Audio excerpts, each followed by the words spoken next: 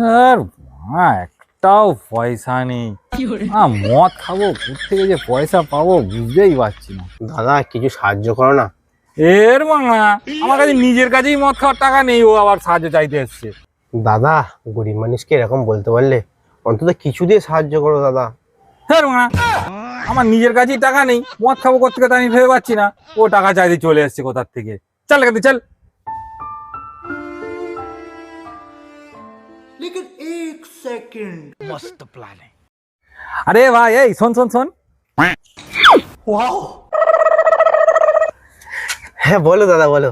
তো সাহায্য লাগবে তো? ঠিক আছে, চল আমার সাথে চল। আয় আয়।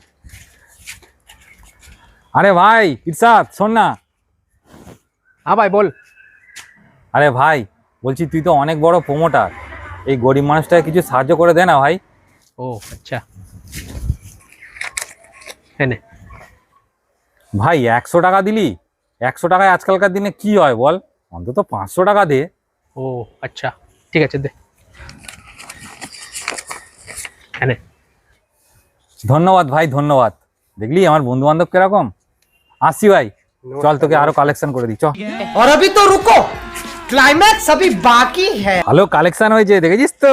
1 2 3 4 5 6, ও বেশ ভালোই কালেকশন হয়েছে বল। দাদা তোমাকে কি বলে ধন্যবাদ জানাবো, যে বলার মতন আমি কোনো ভাষা পাচ্ছি না। এই পৃথিবীতে এখনো এত ভালো মনের মানুষ আছে, সেটা আমার জানা ছিল না, যে আমার জন্য এতগুলো টাকা সাহায্য করলো। আরে ভালো মনের মানুষের কি আছে, এটা তো আমার কর্তব্য। ওইসব কথা বাদ দে, নে তোরটা ধর। এনে। দাদা এটা কি? এটা কি মানে? তুই তো আমার কাছে সাহায্য চেয়েছিলিস, এই তো তোকে সাহায্য করলাম। তাহলে ওই টাকাগুলো কি জন্য নিলে? আরে ভাই, আমার কাছে মদ খাওয়ার টাকা ছিল না তো, তাই তোকে দিয়ে টাকাগুলো তোলালাম। তোকে তো দিলাম তো, আমি শালা তোর থেকেও বড় ভিখারি।